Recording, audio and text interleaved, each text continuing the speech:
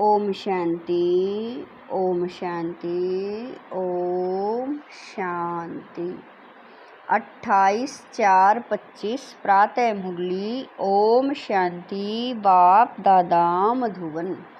मीठे बच्चे, तुम्हारा प्यार विनाशी शरीरों से नहीं होना चाहिए।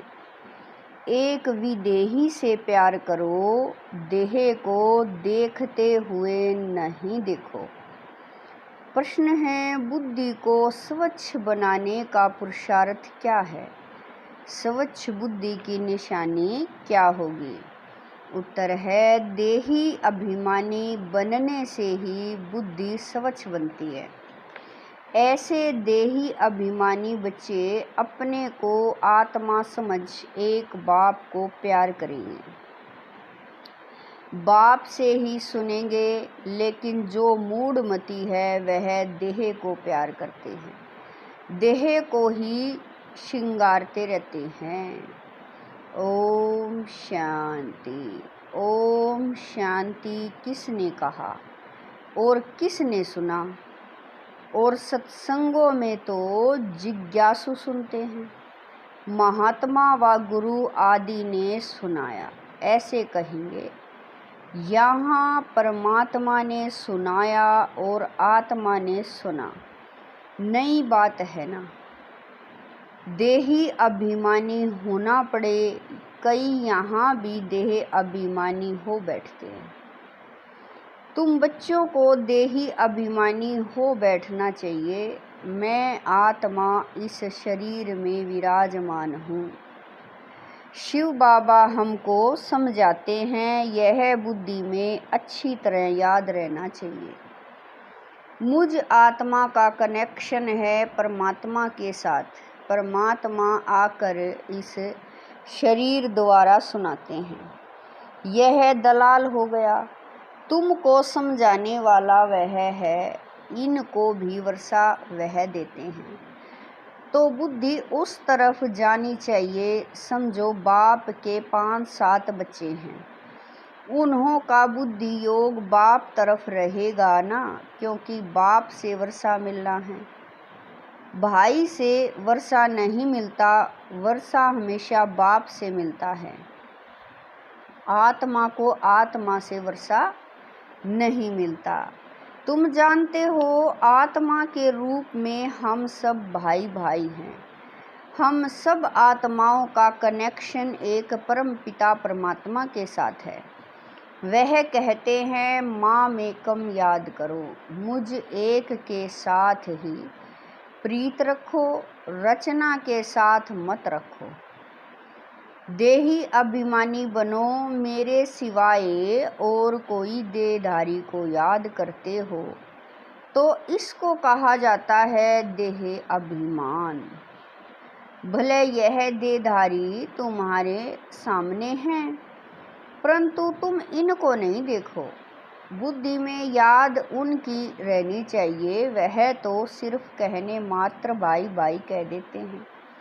अभी तुम जानते हो, हम आत्मा हैं, परम पिता परमात्मा की संतान। वर्षा परमात्मा बाप से मिलता है। वह बाप कहते हैं, तुम्हारा लव मुझ एक के साथ होना चाहिए। मैं ही खुद आकर तुम आत्माओं की अपने साथ सगाई कराता हूँ, देहधारी से सगाई नहीं है। और जो भी संबंध हैं वह देह के यहाँ के संबंध हैं। इस समय तुमको देही अभिमानी बनना है। हम आत्मा बाप से सुनते हैं, बुद्धि बाप तरफ जानी चाहिए। बाप इनके बाजू में बैठ हमको नॉलेज देते हैं। उसने शरीर का लोन लिया हुआ है। आत्मा इस शरीर रूपी घर में आकर पार्ट बजाती है, जैसे कि वह अपने को अंडर हाउस अरेस्ट कर लेती है पार्ट बजाने के लिए, तो फ्री। परंतु इसमें प्रवेश कर अपने को इस घर में बंद कर पार्ट बजाती है। आत्मा ही एक शरीर छोड़ दूसरा लेती है, पार्ट बजाती है। इस समय जो जितना देही अभिमानी रहेंगे वह ऊंच पद पाएंगे। बाबा के शरीर में भी तुम्हारा प्यार नहीं होना चाहिए, रीचक मात्र भी नहीं। यह शरीर तो कोई काम का नहीं। मैं इस शरीर में प्रवेश करता हूँ सिर्फ तुमको समझाने के लिए। यह है रावण का राज्य। पराये देश रावण को जलाते हैं परंतु समझते नहीं हैं। चित्र आदि जो भी बनाते हैं उनको जानते नहीं हैं, बिल्कुल ही मूढ़मती हैं। रावण राज्य में सब मूढ़मती हो जाते हैं। देह अभिमान है ना, तुच्छ बुद्धि बन गए हैं। बाप कहते हैं मूढ़मती जो होंगे वह देह को याद करते रहेंगे, देह से प्यार रखेंगे। स्वच्छ बुद्धि जो होंगे वह तो अपने को आत्मा समझ परमात्मा को याद कर परमात्मा से सुनते रहेंगे। इसमें ही मेहनत है। यह तो बाप का रथ है। बहुतों का इनसे प्यार हो जाता है। जैसे हुसैन का घोड़ा, उनको कितना सजाते हैं। अब महिमा तो हुसैन की है ना, घोड़े की तो नहीं। जरूर मनुष्य के तन में हुसैन की आत्मा आई होगी ना। वह इन बातों को नहीं समझते। अभी इसको कहा जाता है राजस्व अश्वमेघ अविनाशी रुद्र ज्ञान यज्ञ। अश्व नाम सुनकर उन्होंने फिर घोड़ा समझ लिया है, उनको स्वाहा करते हैं। यह सब कहानियां हैं भक्ति मार्ग की। अभी तुमको हसीन बनाने वाला मुसाफिर तो यह है ना।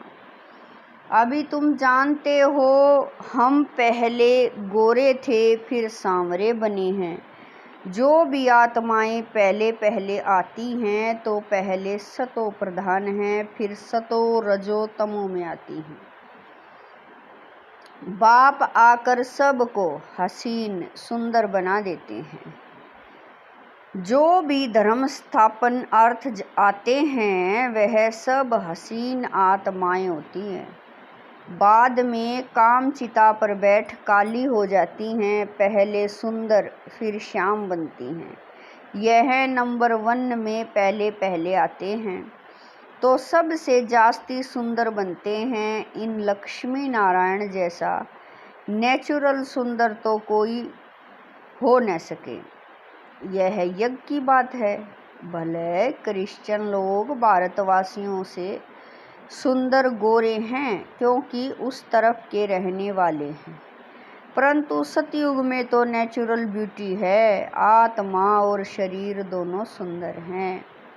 इस समय सब पतित सांवरे हैं कि बाप आकर सबको सुंदर बनाते हैं।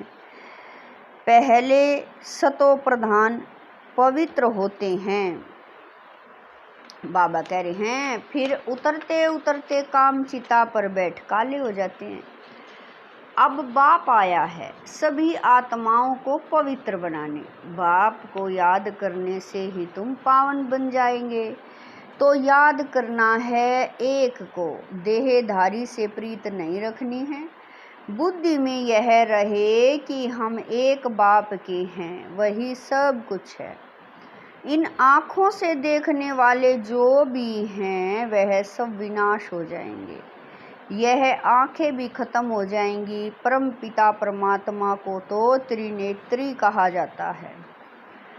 उनको ज्ञान का तीसरा नेत्र है। त्रिनेत्री, त्रिकालदर्शी, त्रिलोकीनाथ, यह टाइटल उनको मिले हैं। अभी तुमको तीनों लोकों का ज्ञान है, फिर यह गुम हो जाता है। जिसमें ज्ञान है वही आकर देते हैं। तुमको बाप 84 जन्मों का ज्ञान सुनाते हैं। बाप कहते हैं अपने को आत्मा समझो। मैं इस शरीर में प्रवेश कर आया हूँ तुमको पावन बनाने। मुझे याद करने से ही पावन बनेंगे, और कोई को याद किया तो सतो प्रधान बन नहीं सकेंगे। पाप कटेंगे नहीं तो कहेंगे विनाश काले विपरीत बुद्धि विनश्यन्ति। मनुष्य तो बहुत अंधश्रद्धा में है, देहधारियों में ही मोह रखते हैं। अब तुमको देही अभिमानी बनना है, एक में ही मोह रखना है, दूसरे कोई में मोह है तो गोया बाप से विपरीत बुद्धि है। बाप कितना समझाते हैं, मुझ बाप को ही याद करो, इसमें ही मेहनत है। तुम कहते भी हो हम पतितों को आकर पावन बनाओ, बाप ही पावन बनाते हैं। तुम बच्चों को 84 जन्मों की हिस्ट्री ज्योग्राफी बाप ही समझाते हैं, वह तो सहज है ना। बाकी याद की ही डिफ़िकल्ट सब्जेक्ट है। बाप के साथ योग रखने में कोई भी होशियार नहीं है। जो बच्चे याद में होशियार नहीं वह जैसे पंडित हैं, ज्ञान में भले कितने भी होशियार हों, याद में नहीं रहते तो वह पंडित हैं। बाबा पंडित की एक कहानी सुनाते हैं ना, जिसको सुनाया वह तो परमात्मा को याद कर पार हो गया। पंडित का दृष्टांत भी तुम्हारे लिए है। बाप को तुम याद करो तो पार हो जाएंगे, सिर्फ मुरली से तीखे होंगे तो पार जा नहीं सकेंगे। याद के सिवाय विक्रम विनाश नहीं होंगे। यह सब दृष्टांत बनाए हैं, बाप बैठ यथार्थ रीति समझाते हैं। उनको निश्चय बैठ गया, एक ही बात पकड़ ली कि परमात्मा को याद करने से पार हो जाएंगे। सिर्फ ज्ञान होगा, योग नहीं तो उच्च पद पा नहीं सकेंगे। ऐसे बहुत हैं, याद में नहीं रहते, मूल बात है ही याद की। बहुत अच्छी सर्विस करने वाले हैं, परंतु बुद्धि योग ठीक नहीं होगा तो फंस पड़ेंगे।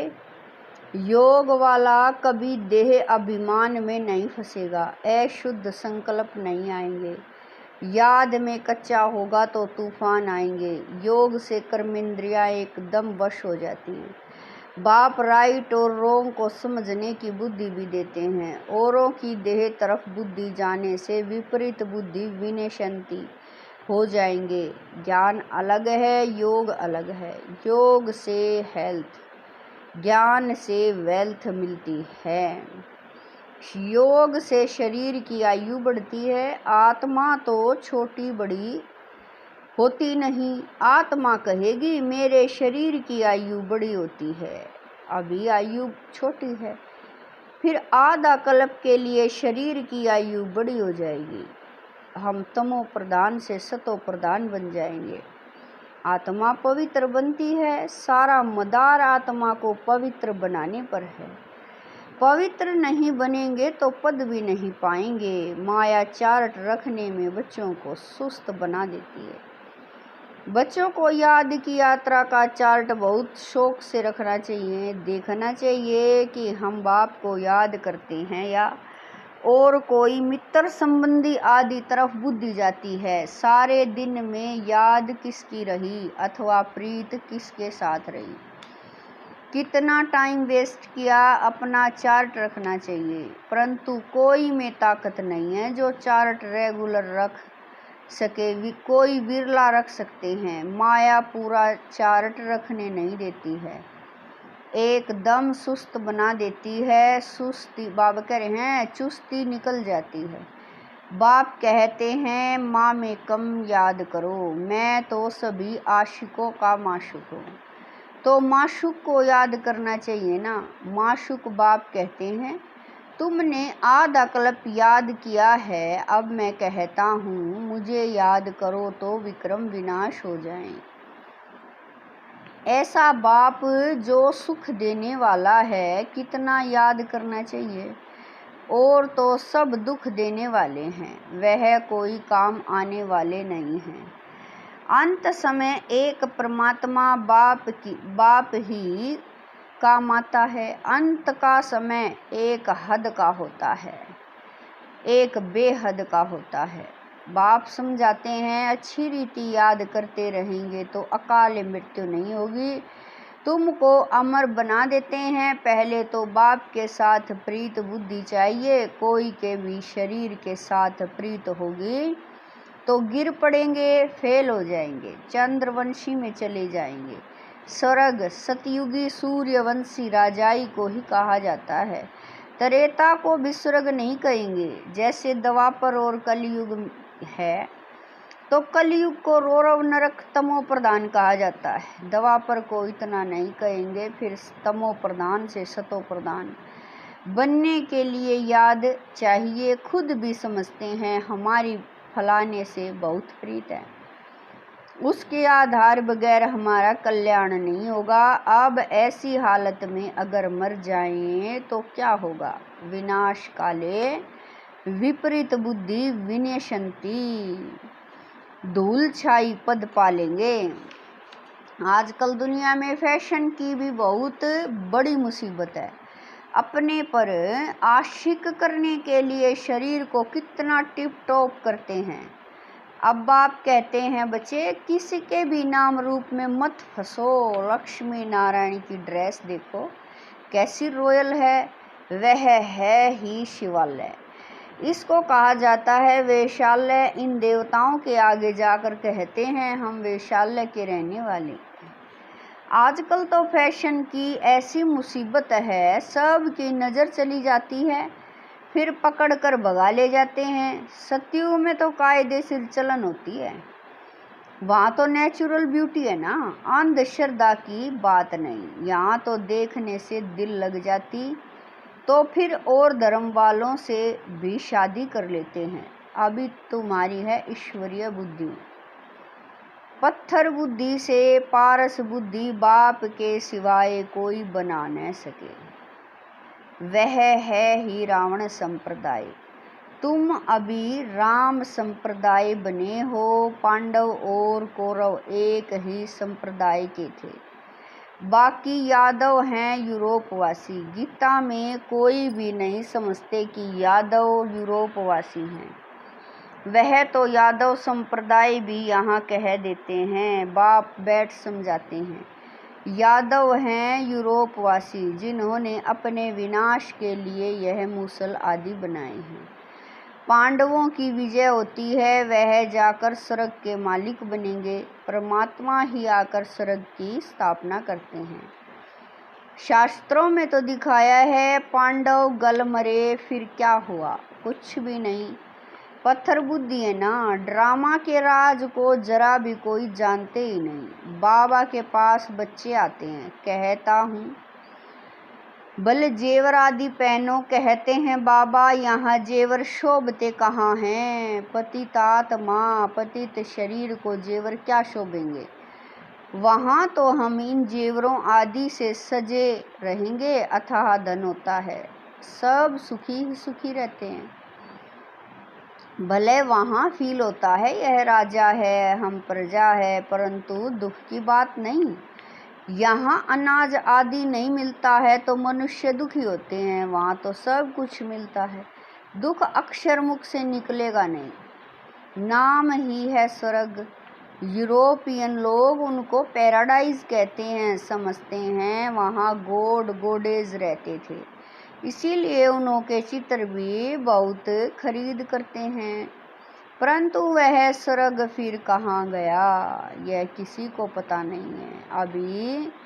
तुम अभी जानते हो यह चक्र कैसे फिरता है। नई सो पुरानी, पुरानी सो फिर नई दुनिया बनती है।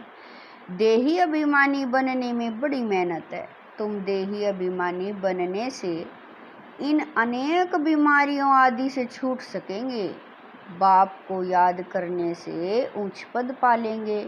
अच्छा, मीठे मीठे शकील दे बच्चों प्रति माता पिता बाप दादा का याद प्यार और गुड मॉर्निंग। रूहानी बाप की रूहानी बच्चों को नमस्ते। हम रूहानी बच्चों की रूहानी माता पिता बाप दादा को दिल व जान शिकवा प्रेम से याद प्यार गुड मॉर्निंग नमस्ते। ओम शांति। मेरे बाबा, मीठे बाबा, प्यारे बाबा, लाख लाख शुक्रिया मेरे बाबा। धारणा के लिए मुख्य सार है। नंबर 1, किसी भी देहधारी को अपना आधार नहीं बनाना है। शरीरों से प्रीत नहीं रखनी है। दिल की प्रीत एक बाप से रखनी है। किसी के नाम रूप में नहीं फंसना है। नंबर 2, याद का चार्ट शौक से रखना है। इसमें सुस्त नहीं बनना है। चार्ट में देखना है मेरी बुद्धि किसके तरफ जाती है, कितना टाइम वेस्ट करते हैं। सुख देने वाला बाप कितना समय याद रहता है। वरदान है, गृहस्थ व्यवहार और ईश्वरीय व्यवहार दोनों की समानता द्वारा सदा हल्के और सफल भवः। वरदान है, गृहस्थ व्यवहार और ईश्वरीय व्यवहार दोनों की समानता द्वारा सदा हल्के और सफल भवः। सभी बच्चों को शरीर निर्वाह और आत्म निर्वाह की डबल सेवा मिली हुई है, लेकिन दोनों ही सेवाओं में समय का, शक्तियों का समान अटेंशन चाहिए। यदि श्रीमत का कांटा ठीक है तो दोनों साइड समान होंगे, लेकिन गृहस्थ शब्द बोलते ही गृहस्थी बन जाते हो तो बहानेबाजी शुरू हो जाती है। इसीलिए गृहस्थी नहीं, ट्रस्टी हैं। इस स्मृति से गृहस्थ व्यवहार और ईश्वरीय व्यवहार दोनों में समानता रखो तो सदा हल्के और सफल रहेंगे। स्लोगन है, फर्स्ट डिवीजन में आने के लिए कर्मेंद्रिय जीत, माया जीत बनो। स्लोगन है, फर्स्ट डिवीजन में आने के लिए कर्मेंद्रिय जीत, माया जीत बनो। अव्यक्त इशारे। कंबाइंड रूप की स्मृति से सदा विजयी बनो। आपके बाबा कह रहे हैं, आपके शिव शक्ति के कंबाइंड रूप का यादगार सदा पूजा जाता है। शिव शक्ति से अलग नहीं, शिव शक्ति से अलग नहीं, ऐसे कंबाइंड रूप में रहो। इसी स्वरूप को ही सहज योगी कहा जाता है। योग लगाने वाले नहीं, लेकिन सदा कंबाइंड अर्थात साथ रहने वाले। जो वायदा है कि साथ रहेंगे, साथ जिएंगे, साथ चलेंगे, यह वायदा पक्का याद रखो। ओम शांति।